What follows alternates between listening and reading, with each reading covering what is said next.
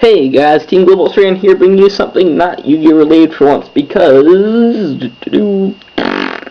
I finally got my Cardfight Vanguard and stuff in.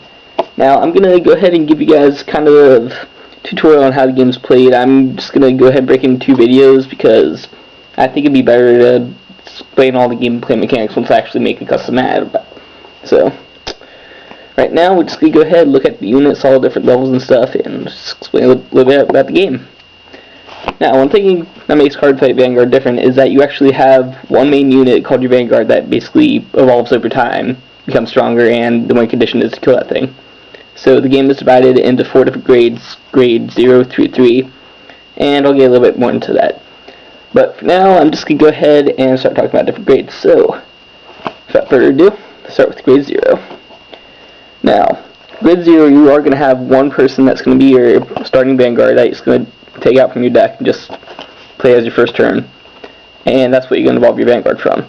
Now it could be anything that you want as long as it's grade 0, but I prefer to keep it more of a vanilla thing just because your other grade 0s, as you're about to see, are your triggers. Now what triggers are more or less what make the game interesting. They basically come out during your drive checks and your defense checks, basically the damage setup if you think about it that way, and they give you that extra push that you need to strike for game or defend for whatever your attack is. So I'm going to go into the 4 different triggers.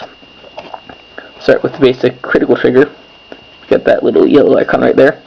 Now all the triggers do give you plus 5,000 attack on your whatever you want, but that's also going to go into gameplay mechanics later. So critical trigger not only gives you your power boost, but it also gives you an extra critical, or what's called damage in this. So you're basically hitting for extra damage if you reveal one of these guys.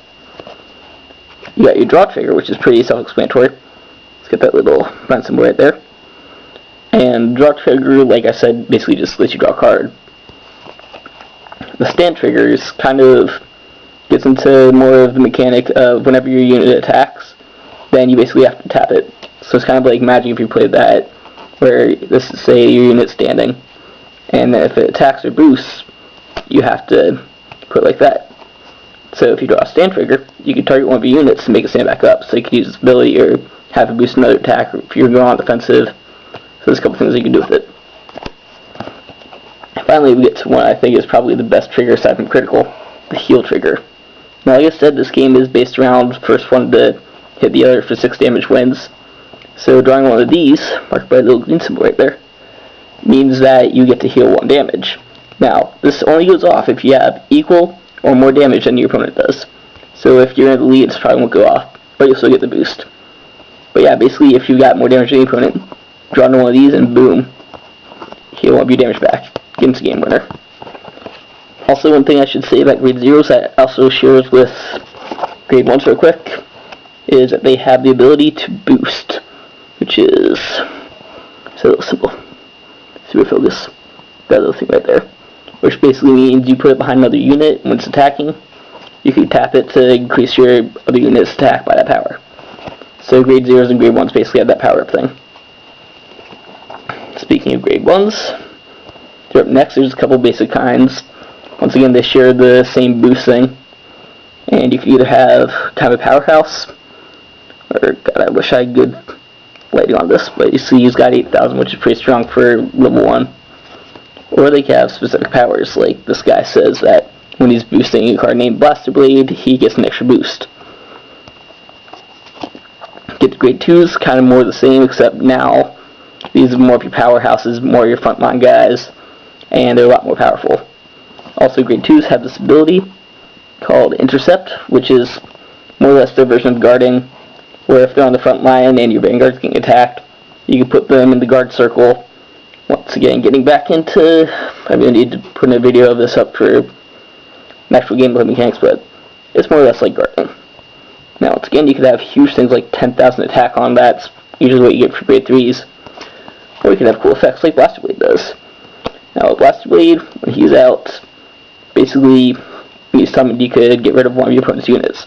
So he's kind of a field wiper. But he has a little bit less attack than Galadin did because of that.